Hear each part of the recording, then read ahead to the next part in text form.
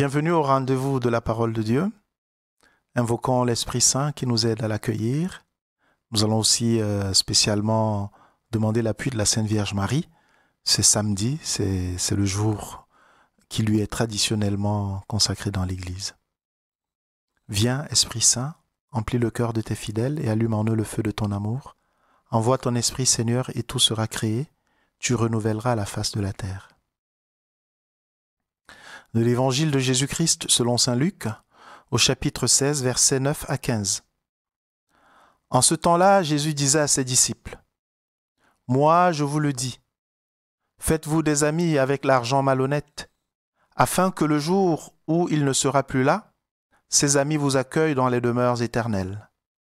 Celui qui est digne de confiance dans la moindre chose est digne de confiance dans une grande.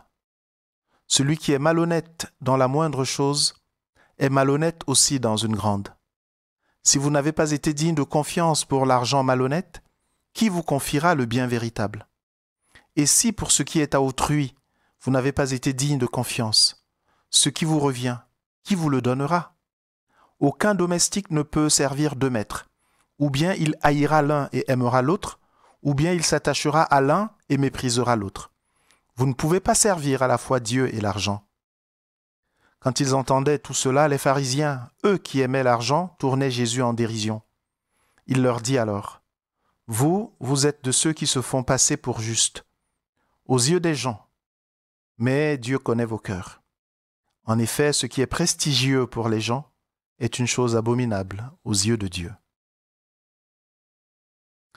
Nul ne peut servir deux maîtres à la fois.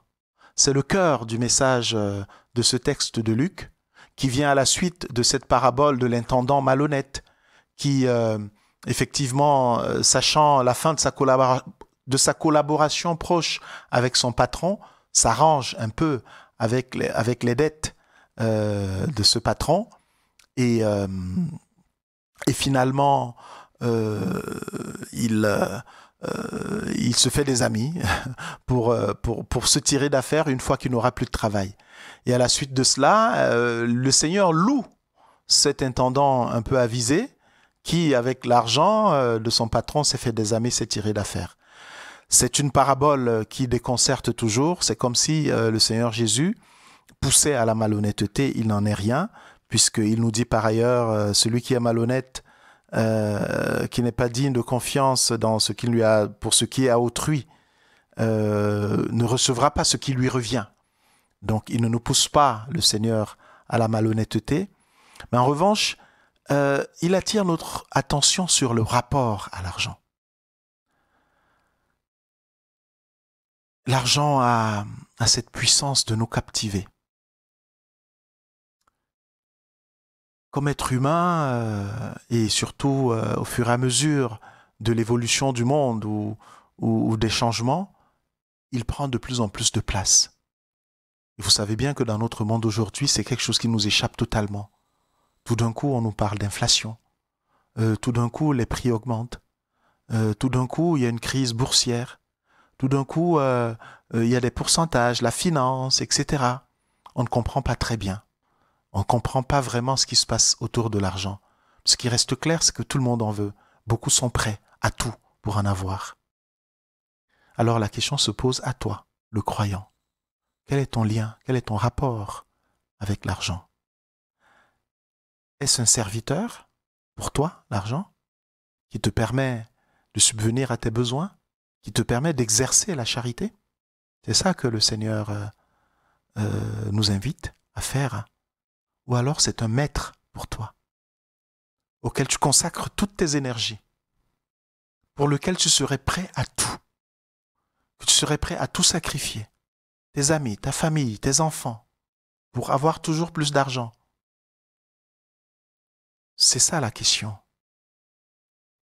Et le Seigneur attire notre attention avec la réaction des pharisiens. Les pharisiens sont connus pour être des gens religieux.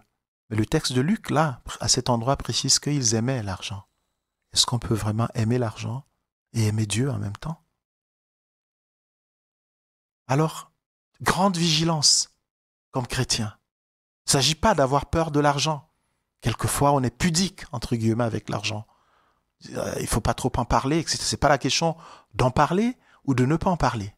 C'est que l'argent soit à sa juste place. C'est un outil, c'est un instrument, c'est un serviteur. Et ce n'est pas notre maître. Et si l'argent est à sa juste place, on peut en parler sans complexe, on peut même en demander pour ce qui est nécessaire, mais on n'en fait pas le centre de la vie. On n'en fait pas la condition pour quoi que ce soit. On n'aime pas l'argent. Il n'y a que Dieu qu'on peut aimer. Parce que l'argent est malhonnête. L'argent promet beaucoup, il donne peu. L'argent est malhonnête. Pas par la manière dont on l'acquiert, même l'argent qu'on reçoit en gagnant honnêtement son salaire, ou en faisant des affaires de manière tout à fait claire et transparente, l'argent est malhonnête. Et c'est dans ce sens que le Seigneur l'appelle l'argent malhonnête, comme un en soi, comme par principe. Parce que, qu'est-ce que nous fait miroiter l'argent? Oh, si j'ai l'argent, tout ira tellement bien. Oh, si j'ai l'argent, je serai heureux. Et pourtant, l'argent ne peut pas nous rendre heureux. Ne peut pas nous rendre heureux. Sinon, tant de personnes riches ne seraient pas aussi malheureuses, aussi seules, aussi déprimées. L'argent ne nous donne pas, ne nous fait pas accéder au pouvoir comme on le croirait.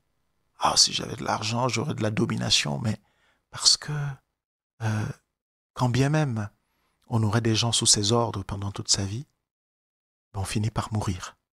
Notre pouvoir, il est bien dérisoire à ce moment-là. L'argent ne nous donne pas la vie. Alors, quelle est la place de l'argent pour toi? L'argent est-il ce qu'il doit être, c'est-à-dire un bon serviteur qui te permet de subvenir à tes besoins et d'exercer la charité? Si c'est le cas, très bien, tant mieux. Si ce n'est pas le cas, tu es appelé à la conversion, à changer ton regard sur l'argent, à te détourner de lui comme d'un centre et comme d'un maître. Car un seul est notre maître, un seul peut faire notre bonheur, un seul nous donne la vie, que rien ni personne ne peuvent nous ravir.